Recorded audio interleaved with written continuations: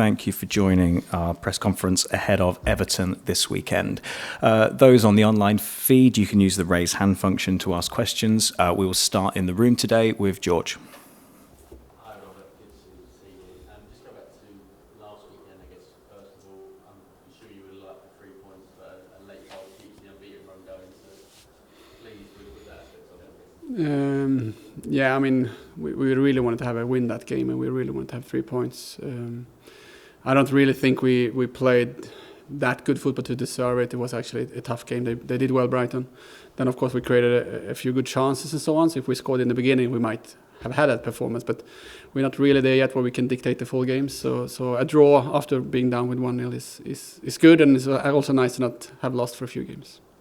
What is the mood like in the camp? I believe this week you all went to Wembley just to sample it. I'm guessing that got everyone excited for the big game coming up.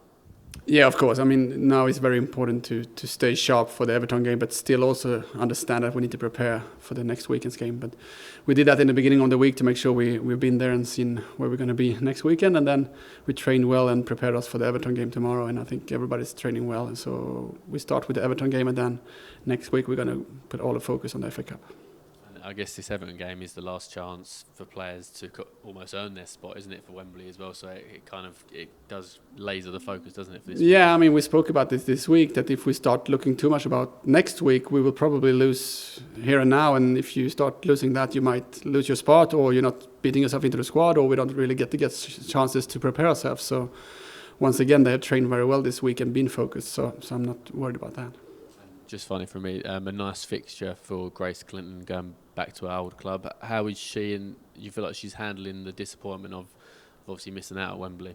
Yeah, I think you can tell after the semi-final that she was a little bit low and of course thinking a lot about missing the final. But since then and until now, she's trained very well. I think she did a good game last week, and this week she's been really good in training. So she's a very professional young player, and she's learning every week. But yeah, she's trained well, and she's very prepared for the Everton game. And I think she's really much looking forward to almost go home and play and show how good she's been developing this year. So she looks good.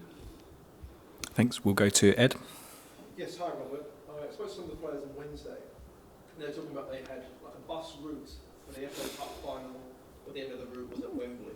Is it something similar for the league, or is it a totally different approach? It's a totally different approach, because the league, the result in the league is not the main thing this year. So we don't really put ourselves in a goal where we want to be top 3, 4, 5 or whatever. So that's more about how we play in and out of possession, how do we transition, how do we make sure we are braver on the ball. So the league is nothing about like a vision. It's more about an environment we want to create.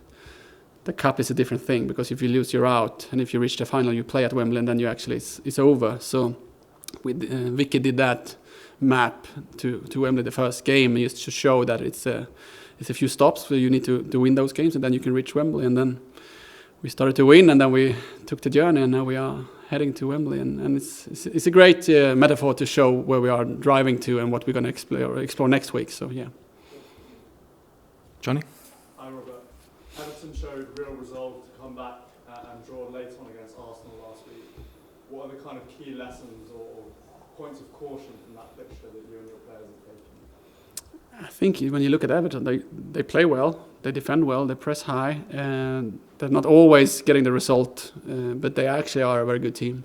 I think Brian has done a great work with that team and those squad players, because he is using a lot of players, and they never give up. So to show that, they also put on these young players who can also have an impact. So it just shows that this league is very competitive, and it shows, Liverpool beating Chelsea the other day as well, that's why you want to be in this league, because there's so much games where you don't really know who's going to win it, and you need to be very sharp to win a game, and I think Everton have shown that.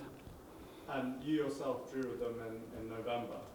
How would you reflect on how your side has kind of developed since then, and what do you think your prospects are for tomorrow? The home game against them was a quite good game, I remember. But then we gave away a penalty in the end, and it was 1-1. But once, we had a good run there for a while, and then we had a few setbacks before Christmas, and then we renewed the squad basically, and then we restarted again, and now we are probably in a new phase where we're trying to make sure everybody in the squad knows how we want to deal with different stuff. And I think some parts of the game we looked really good, some parts we still give away the ball too easily. We don't really find the right press triggers and so on. So I think for tomorrow is to take another step and see if we can dictate the game or if we need to make sure we find ways to win against them.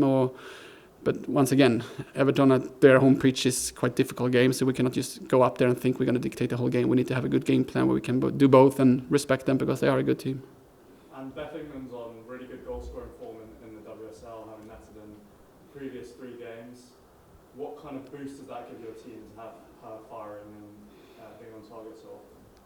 It's really nice to have that because I feel like we've played really good football this year. We have scored a few really nice goals, but we haven't really scored that many goals that we want to have, and we have created quite many chances in most of the games. So we need those players who can step up and show how we score goals because that's when you win games. And I think Bethany is a great goal scorer. She perhaps didn't reach those situations in the first phase of her returning from injury, but now she's getting there and she's scoring goals, and she's that leader and role model that we need. And hopefully she can score even more goals and inspire others to score more goals as well. But she's a great finisher. And then finally, from me, your position in the WSL is quite secure. It's unlikely you'll move up or down.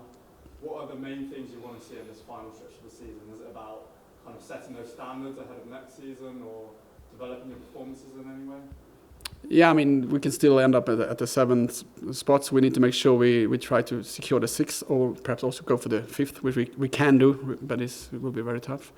But the main thing will be to try to have a really good run these last 4 games, to play some really good football and make sure we continue being this consistently good like we have done, and then you can build on that for the next year. And I think you will remember these last games when you go to the summer break and when you come back. So it's quite important to not just fall dead now and just give away the game. So we need to be sharp to make sure we continue to develop, because when we start next year, we want to be on a good step to take it to the next level. Thank you and good luck tomorrow. Cheers. Okay, we will move to questions online. Dan. Hey Robert, hope you're well. I think you're 6 months unbeaten now with 4 pretty big games left, but has there kind of been any talk on trying to end the season unbeaten, go 10 games unbeaten? No, not really. I mean, you don't want to lose, so that's a good thing to go at. But the main thing is take one game at a time and focus on how we play in those games. Sometimes you can actually lose a game and you can be quite happy with how you develop the team and how we do it. So for me, it might be even more important that we play a certain style and lose one of those games than just try to protect the draw or whatever. So we're not playing just to not lose. We're playing to win and score more goals. So no, not really. In terms of Everton, how important will kind of the first half an hour of this game be? I'm just kind of thinking, obviously they got that huge goal last week against Arsenal at the end. Presumably they might go into this game with a bit of a bounce and a bit of momentum. Yeah, I mean, they had a good game the game before that against Brighton as well, where they won. So I think they're doing some good stuff, and I think it's going to be a tough game. But like I said, it's 2 teams coming with quite good form and who want to dictate the game, so it's going to be a good game. I think both me and Brian want to play football from the back, and we want to make sure we play some good football, so it's going to be hopefully a good game. And then we just need to wait and see who can perform the best, who can take care of the chances and so on. But it's going to be a fun game, I would say, because it's 2 teams who want to press and play, which is fun.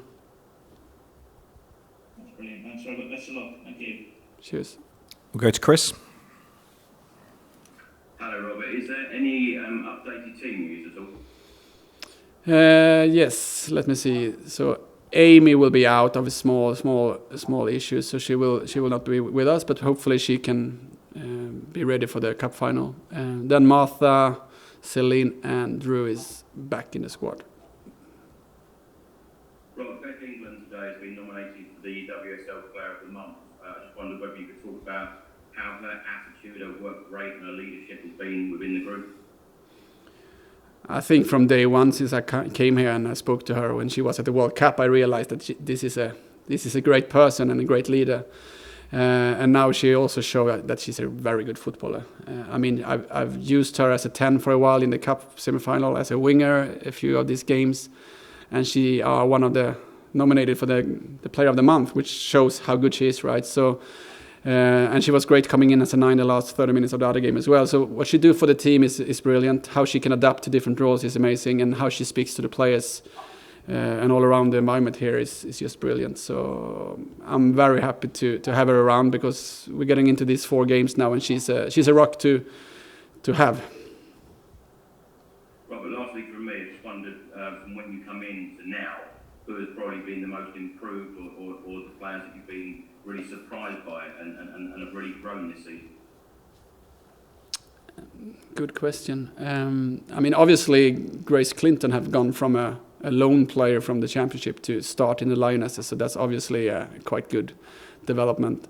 And also CELIN coming, not playing with the World Cup with Norway and actually starting in Norway. But I think I actually going to name Amy there. She was a centre back, came here, great career, got injured directly, didn't play too much. I didn't know so much about her, and then when she got the chance and how she has developed in and out of possession and being a role model, that shows that you don't need to be 19 to develop and play your best football. It shows that everybody can do it in the right environment, and I think she's been brilliant this part of the season.